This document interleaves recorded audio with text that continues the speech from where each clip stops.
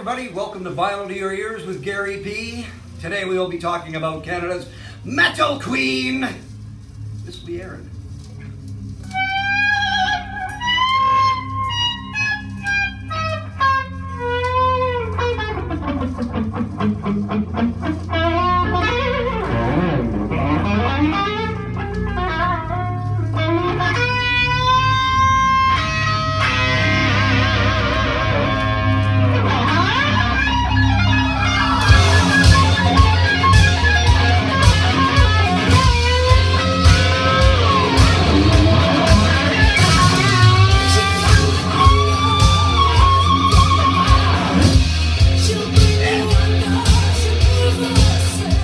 Let's talk about Miss Lee Aaron. Born Karen Lynn Greening in Canada, 1962. A phenomenal singer, actually, exceptionally gifted, and at an early age started performing, a lot of live performances, lots of jazz in her early years, and actually did a lot of Broadway standards in musicals in and around Toronto. And started to get a name for herself at a very young age. A very attractive young lady, but very gifted musically, and an incredible set of vocals. And at age 15, she actually was invited to join a band called Lee Aaron, which led to her taking on the stage name and using it throughout the rest of her career. And this band actually was just a little bit of a bar band, top 40 band. She actually played saxophone and keyboards in it, and eventually moved on and formed her own band and did a self-titled release. In 1982, she had help with the members of Triumph, Rick Emmett, also Rick Santers helped along, and Roxy Music. So a good first effort, but didn't really didn't break out and do much for her.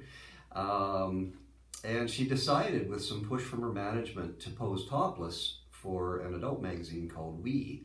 And unfortunately, it was a huge mistake, which she regretted for the rest of her life, and really discredited her musical abilities and overshadowed it. So definitely a mistake that hurt her career throughout her life. And again, kind of set a stereotype upon her that really shouldn't have been there. Attractive lady, but very gifted musically. So after posing topless for We, she actually put out an album in 1984 and went full-blown metal. She had the pipes for it, and came out with her debut, really, album one, if you want to think about it. And Metal Queen was born, Canada's Metal Queen. We could talk about the cover. Yeah, some bad choices were made. She was a young girl and listened to her management, but really not a cover that did her much justice, and really cheesy, and portrayed her again in an image that she could have avoided, and had a lot more appeal globally, I think. But the metal community embraced her. Canada's metal singer was born, and with the hit Metal Queen, she actually got a lot of publicity, a lot of magazine covers, and was able to play at the Reading Festival, a lot of metal festivals, and was starting to make a name for herself. And the hit took off. People embraced it, and it was nice to see a woman singing about empowerment and just really taking charge of her own career, and making a name for herself in basically a male-oriented field, especially in Canada. She holds a power like no other man. Know what you want, tell me what you can. Right, you like the song, so good, take me to the sky.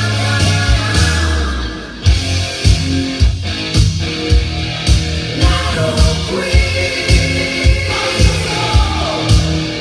The album actually did really well. It wasn't great, but it did establish her as a star. Definitely small globally, big in Canada for sure, and she had a lot of opening gigs for some well-established bands. And the album did fairly well, but it didn't really get her to where she was hoping. Attic Records had a deal with her, multi-record deal, and they refused to release the album in the US, unfortunately, which would have given her that international success that she deserved, I believe. On this album, though, are some extremely well-written pop hits. I personally think she really should have gone the pop route, and perhaps would have had a stronger career with a better image and better songwriting, and could have gone on to bigger success in the top 40 sort of rock pop vein.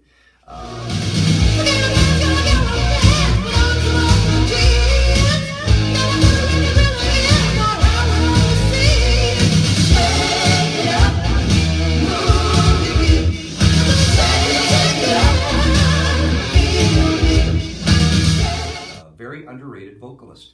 I think slipping into the metal scene a little bit one-dimensional for her, and again, I really think she could have expanded and grown bigger globally in the pop rock world, but that's okay. She became extremely well known, did a lot of the metal festivals, and was topping musical polls for female vocals. She was on the cover of many magazines, and was making a huge name for herself. Everybody knew who Lee Aaron was. Just unfortunately, Attic was still fighting to release her in the US, and I believe they were holding her as bait and collateral to get something bigger established in the US. So very unfortunate for Lee Aaron. Frustrating, and she just had to sit back and keep performing while they ironed everything out. But what a shame. Imagine if she had been released in the US, she would have been Canada's Lita Ford, and perhaps had an extremely, a much bigger career for sure. And to show you, Bob Ezrin, huge producer for Alice Cooper, etc., saw something in her for sure, and decided to record her '85 album, Call of the Wild. And they had a really big ballad on that, Barely Holding On, which got a lot of airplay. So a very successful album, a lot of great songs on it. So while she was topping polls and hitting covers of magazines, getting a name for herself, her career was being held back, and it's really unfortunate. So she toured relentlessly till about '92, and in '89 released Body Rock, and had a huge hit with What You Do to My Body. And if you've seen the video, she did an excellent move where she downplayed her sexuality and exploited a bunch of very attractive male figures, heavy makeup, etc., and really did a little twist in the video, and got a lot of airplay for the video and the song, and it looked like she was having a second wind. What should I do to my body? You got me shaking, you make me weak. What should I do to my body? A comeback. And there was still chance for success, leaning a little more to the pop rock side and what was happening at the time with music toward the late '90s. So the album actually went double platinum in Canada. It sold extremely well, but still just was not getting that push globally like many Canadian bands. So you see a common theme here with my series. Bands that deserve to get a break just did not get it. So here we have, at a young age, an incredibly gifted vocalist who went on and unfortunately made some bad choices, but also really had some great success.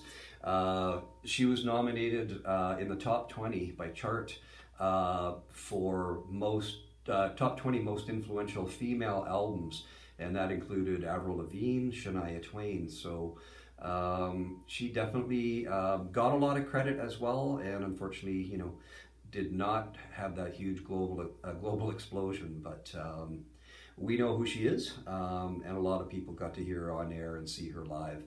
So with frustration, she kind of just disappeared in the '90s, but a lot of bands had to. Things were changing with grunge, etc. And she basically took a back seat and raised a couple kids, and was still interested in music, still did the odd performance, but really was just frustrated with the industry and regretted some decisions, that's for sure. In 2000, Lee Aaron did do a little comeback and decided to release, going back to her roots, Slick Chick, which was a jazz blues album, and showcased her vocals and her abilities. And it actually took a lot of people by surprise. And she won a lot of accolades for that, got a lot of praise for her efforts and for her comeback, and for turning the twist. And you know, I just remember reading a quote. She would go to concerts and there'd be a small group of metalheads screaming, "Metal Queen, play Metal Queen!" And she would just be like, "No, I don't want to." And she would do other things from her catalog. But it was nice to see her come back here and switch gears. And that won her, again, some credibility and some appreciation for her amazing vocals. And again, took a back seat for a little while, raising 2 kids. And while she was basically exposing her children to old LPs that she grew up with, Fleetwood Mac, Led Zeppelin, etc., etc., the kids were appreciating her music, and it kind of revived her love for just rocking. Fire and Gasoline is the title of the album from 2016. And Lee Aaron actually released a great collection of rock music that went back to her roots and showed that she still had it in her. And once the kids were a little older, she was allowed to, you know, a little more freedom to get out there and perform, and started doing shows again, some metal festivals, some rock festivals, but the crowds loved her, and she's still performing today. She has her own record label. So we'll see what happens next with Lee Aaron. We'll keep an eye on her, and you know, music, the industry keeps changing, and she seems to be someone who loves to evolve and is doing things on the other side to help other artists go. So we are proud of her as our metal queen. And I'm going to spin a few tracks, and in case you haven't heard much from her, and hopefully you will appreciate a gift from Canada.